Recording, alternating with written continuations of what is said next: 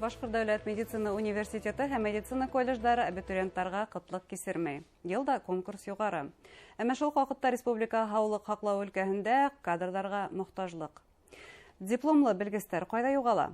Һаумагыз эфирда интервью тапшыруы студияда Гөлсимә Иштанова, программаның кунагы медицина фәннәре докторы, профессор, Башкорт дәүләт медицина университетының хирургия кафедра һәйәкчесе, Рәсәй фәннәр академиясының ағза корреспонденты Вильтимир Булатов. Вильмәмлевич, һаумагыз. Һаумагыз. Бuna әлеге вакытта 11 класс укучылары, сыгарлыш класс укучылары һөнәр хайлай һәм күптәре медицина университетын, медицина колледжларын хайлай. Быел университетка конкурс нисек була дип күзаллайсыз? Медицина университетында мен медицина университетында 2003 елдан бері эшләйм.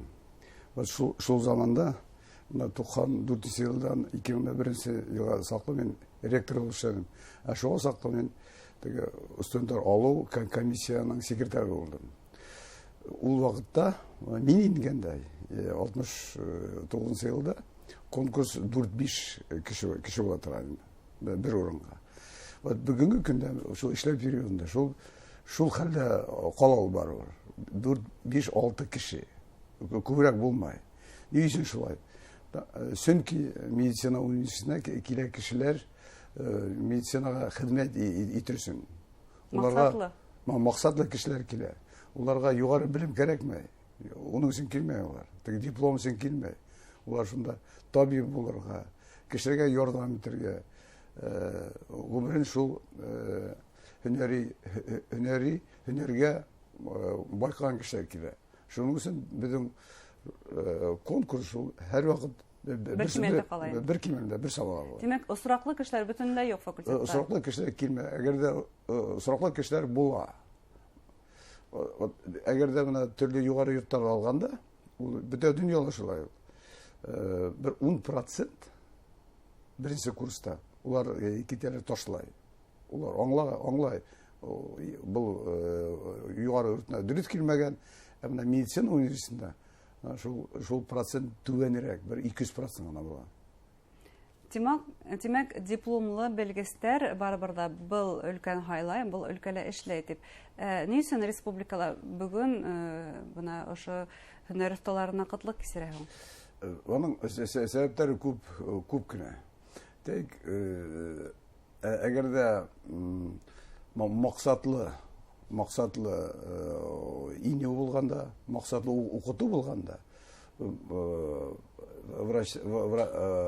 табиблар үдәренең эшләй торган урынына барып итәләр. Башкалары үдәре кайда эшләргә тиеш. Улар икенче клиникаларга, икенче калларга китә. Әгәрдә алганда, үдәк Россия төбәкләрендә уларда табиблар җитмәүе бигрәк зур проблема булып тора. Әйтәйек, бер-ике атамайм инде өлкәлә, бөтә область битендә зур өлкәлә бер анестезиолог-реаниматолог юк. Хирургтар Тотыш өлкәлә юк. 25 район дәвахана, бер анестезиолог-реаниматолог юк. Хирургтар наркозда операциялар эшләй. Шуңа күрә улар башка өлкәләрдән сакыралар. Эш хакы югары. Кешеләр шунда, әлбәттә шунда баралар. Ул һәйдәгә сагыштырып үтәйек, башка өлкәләр, башка төбәкләр белән Башкорт дәүләт медицина университетының тоткан урыны. Башкорт медицина мәктәбенең гомумән абруе. Бuna исәйлек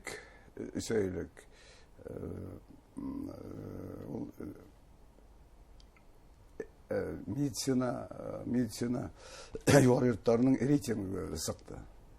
Шул бөтен дөнья рейтингына Рәсәйдән 4 кенә медицина югары йорты эләкте.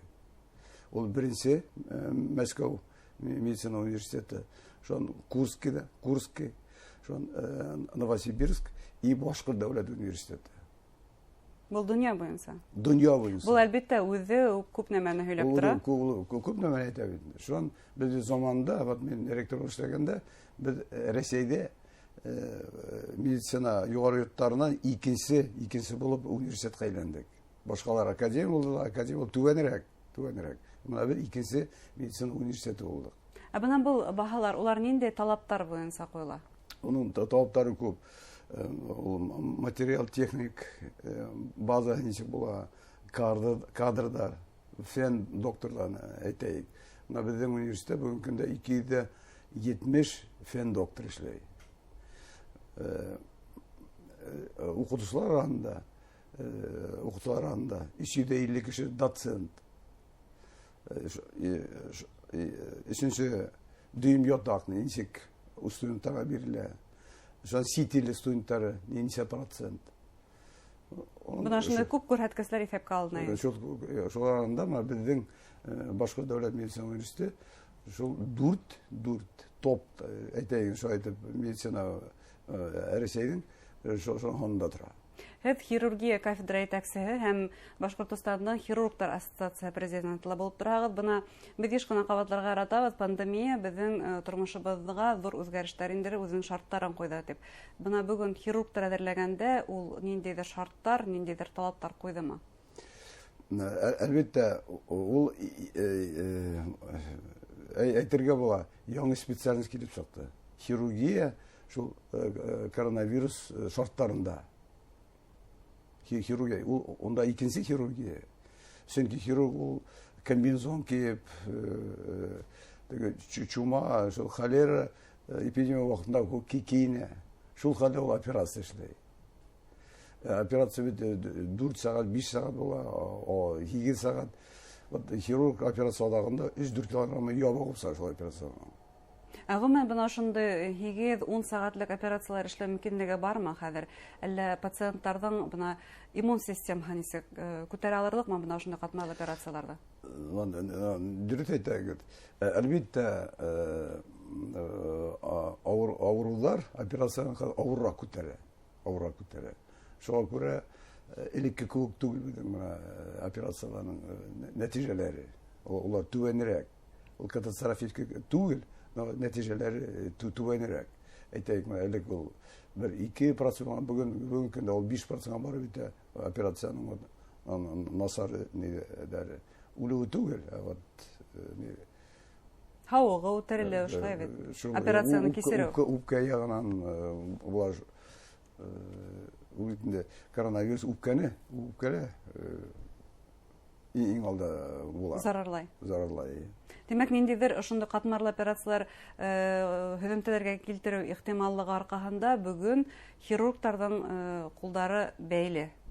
Бик сикле уларның эшмәкәрлеге. Дөрес, безнең бит күп кенә хирурглар бер ел ярым эчендә улар хирургтан түгел, хирург инфекционистка әйләнде. Алар инфекционист булып эшләйләр. Безнең медицина университетына алганда 5000 кеше шул эпидемия вакытында эшләне.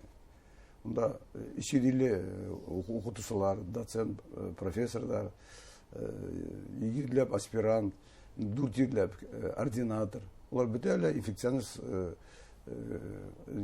әдерләүен үтеп, шул инфекционный ковид дәваханада эшләнделәр. Бына бүген бәлки ошо медицина университетына һезгә укырга килергә теләгән абитуриентларга, һезнең буласак студентларыгызга нинди теләктәр yetkерәсегез? Әгәр дә улар үзләренең профессион хойлаган икән, уларны көтәбез. Шулай да врач профессия авыр. Шуңа тагын бер тапкыр уйлаган. Onun bir de гомерге шул медицинага бәйләнгән буласак. Үзенең шәхси тормыш ул икенчерәк, башка кешегә караганда. Өйгә кайтып, шул авырлардан уйлай, көндә укырга кирәк. Врач ул гомер белән укый. Менә мин үзем профессор көндә 1-2 журнал укырга тиешмен. Бөтен яңалыктар белергә тиешмен. Шуңа күрә ул әлбәттә безгә килгән абитуриенттар улар әзерләнгән, улар нәмә теләгән беләләр. Без уларны көтәбез. Иң яхшылар бездә укыячак. Зур рәхмәт әңгәмәгез өчен. Уңышлар теләйбез сезгә. Рәхмәт сезгә. Хөрмәтле тамашачылар, шулай итеп безнең студияла медицина фәннәре докторы профессор Вилтимир Булатов булды. Игътибарыгызга зур рәхмәт. Сау сәламәт булыгыз.